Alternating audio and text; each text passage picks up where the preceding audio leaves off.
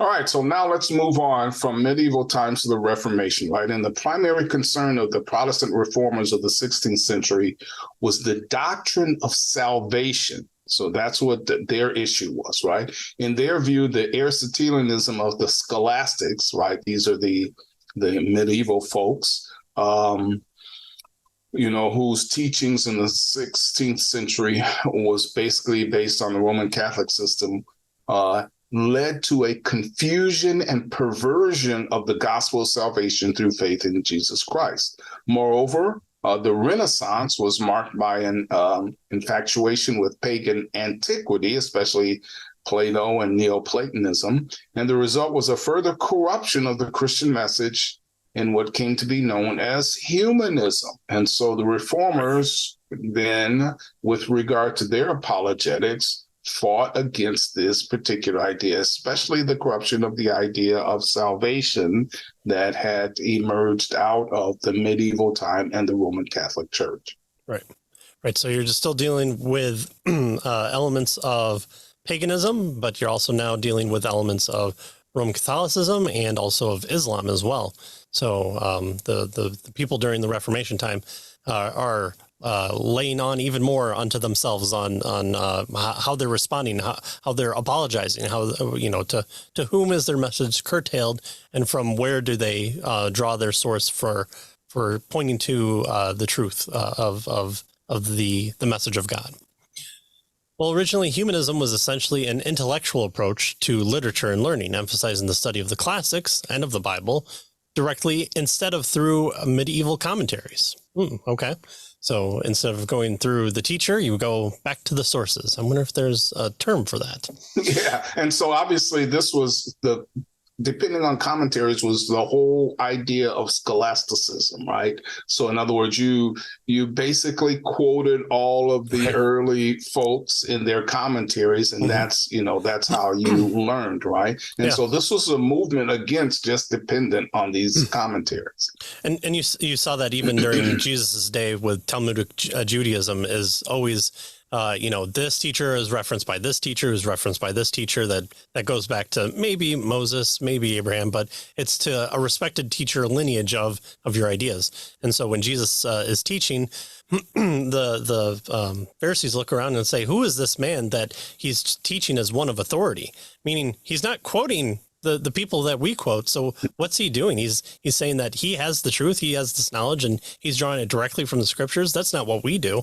And so here again, we're revitalizing that approach that Christ did. Well, by the 16th century, though, Catholic humanism, as represented, for instance, by Irenaeus, was characterized by a man-centered philosophy emphasizing human dignity and freedom at the expense of biblical teaching of sin and grace. And so it kind of got our two realms kind of switched there with what we want to focus on. And so here the Reformation comes forward and says, I think we might have this flipped around where we might want to go back to biblical teaching and then put that into context of how we view things like human dignity and freedom. Right. And so the doctrine of justification by faith in Jesus Christ alone was the heart and soul of the ministry of folks like Martin Luther, right? 1483 to 1546. He was an Augustinian monk who lit the torch of the Reformation with his 95 Theses, protesting legalistic abuses in the church at the time. So in Luther's estimation, reason, particularly as employed in medieval theology, had obscured the gospel of justification. And so he therefore emphasized the limitations of reason and rejected the traditional theological project of employing logic and philosophy to kind of explain and expiate and defend the Christian faith. Right. And so we're gonna come back to this kind of approach in one of the major methods with regard to apologetics that our book here is going to consider. Right. And historically, we have to look at, Luther wasn't looking for the fight to knock down the foundation of the Roman Catholic Church. The 95 Theses and the hammering on the door of the famous painting that we can picture in our mind is him just putting up a flyer going, "Hey, I'd like to really talk about this with somebody." It was the early day podcast is what he was wanting, and so he had somebody probably take down the publishing that he did.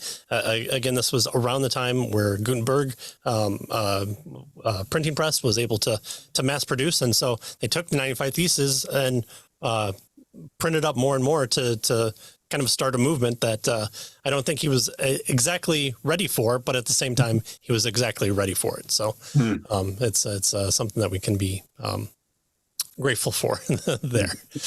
All right, well, Luther admitted that non-Christians can gain a general knowledge about God through reason, discerning that a God exists and that he is good and powerful and the like.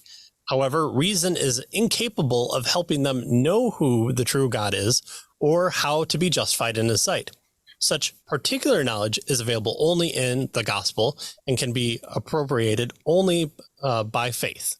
Not only is reason unhelpful in gaining a saving knowledge of God, it's actually an enemy of faith. So stop being so reasonable. It's getting in the way. That's right.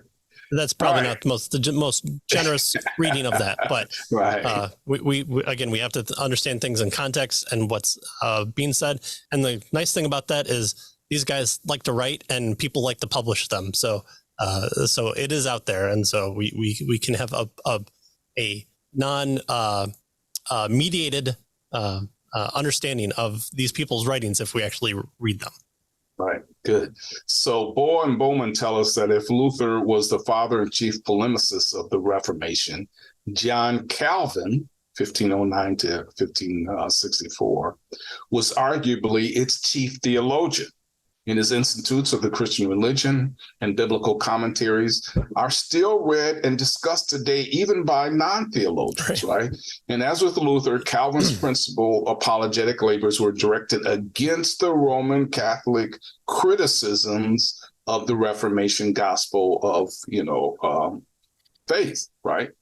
Faith and grace and that sort of thing with regard to the Reformation and the belief that the Roman Catholic Church had. Not bad for a Frenchman who at the age of 26 writes the thing that probably moved most of the Western world into a more positive direction, changed the ideas of how people talked about religion and understanding, kicked off probably wars with it as well. And in his own right, a pretty impressive life before he reaches the age of 30. And then to go on and do more of what he did is pretty impressive as well. Well, unlike Luther, Calvin held that faith is always reasonable.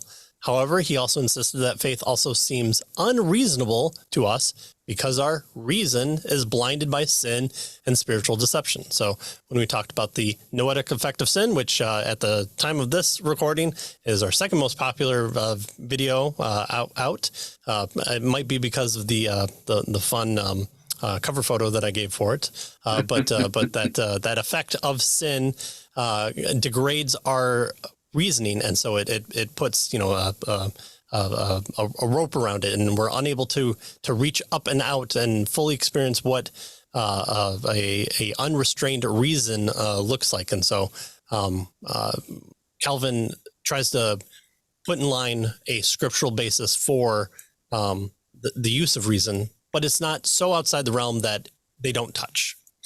Well, here he says that such blindness is evident in the philosophies of the pagans, Romans 2, which at times comes close to recognizing the truth, but in the end always distorts the truth of God's revelation of himself in nature.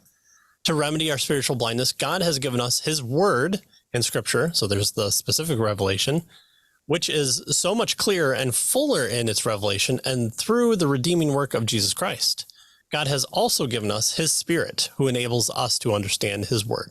So there we're given a renewed mind by Christ, and then we're given God's spirit to help enable us to help understand his word, which then helps us to understand more about his about his specific revelation and see the general revelation in a fuller, more complete context with the author of that revelation telling us even more about what we see and experience in the world.